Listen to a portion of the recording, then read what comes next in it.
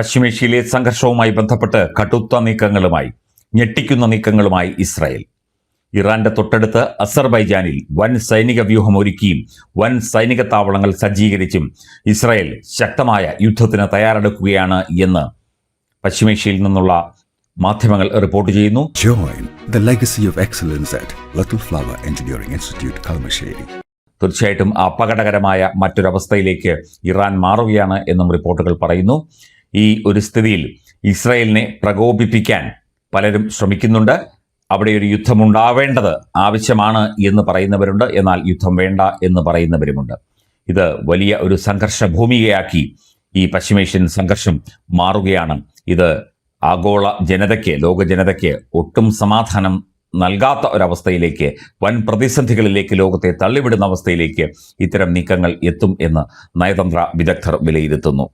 ഇറാന്റെ വടക്കൻ അതിർത്തിയോട് ചേർന്നുള്ള അസർബൈജാന്റെ വിവിധ സ്ഥലങ്ങളിലാണ് ഈ സൈനിക യൂണിറ്റുകൾ പ്രവർത്തിപ്പിക്കുന്നത്.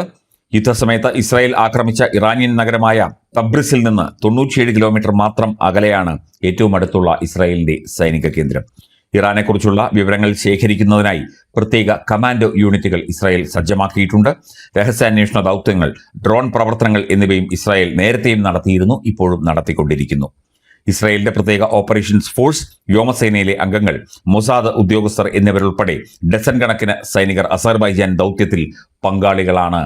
നേരത്തെയും ഇവർ ഇവിടെ എത്തിയിരുന്നു. മൊസാദിന്റെ പ്രത്യേക യൂണിറ്റുകൾ വർഷങ്ങളായി ഇറാൻ കേന്ദ്രീകരിച്ച്, അസർബൈജാൻ കേന്ദ്രീകരിച്ച് ഒക്കെ തന്നെ പ്രവർത്തിക്കുന്നുണ്ട്. അസർബൈജാൻ ഈ അവകാശവാദങ്ങൾ എന്നാൽ നിഷേധിക്കുകയാണ് ചെയ്യുന്നത്.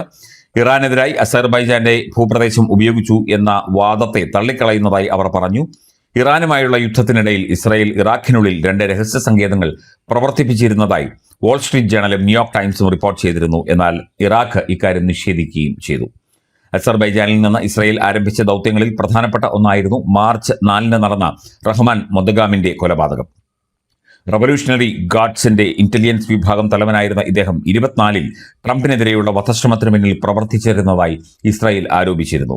ഇറാനെതിരായ നീക്കങ്ങളിൽ അസർബൈജാനെ ഒരു പ്രധാന പങ്കാളിയായി ഇസ്രായേൽ കാണുന്നു എന്ന റിപ്പോർട്ടാണ് പുറത്തുവരുന്നത്.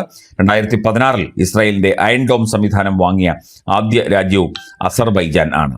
അസർബൈജാനെ മുൻനിർത്തിക്കൊണ്ട്, അല്ലെങ്കിൽ ഇറാഖിനെ മുൻനിർത്തിക്കൊണ്ട് ഇറാനെ സമ്മർദ്ദത്തിലാക്കാനും ഇറാനെ ആക്രമിക്കാനുമുള്ള നീക്കങ്ങൾ ഇസ്രായേൽ ഇനിയും തുടരും എന്ന് തന്നെയാണ് അൽ ജസീറ റിപ്പോർട്ട് ചെയ്യുന്നത്.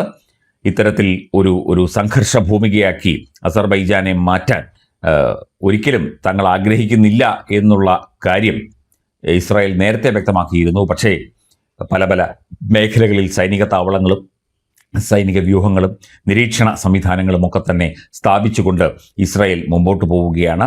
ഇറാൻ കൂടുതൽ സമ്മർദ്ദത്തിലാവുകയാണ്. ഇറാൻ പ്രതികരിക്കാൻ ബുദ്ധിമുട്ടുന്ന ഒരവസ്ഥയിൽ ചിലപ്പോൾ എത്തിപ്പെടുന്നു. പല ചർച്ചകൾ നടന്നു എങ്കിലും അതൊന്നും തന്നെ വേണ്ട രീതിയിൽ പ്രാവർത്തികമായില്ല.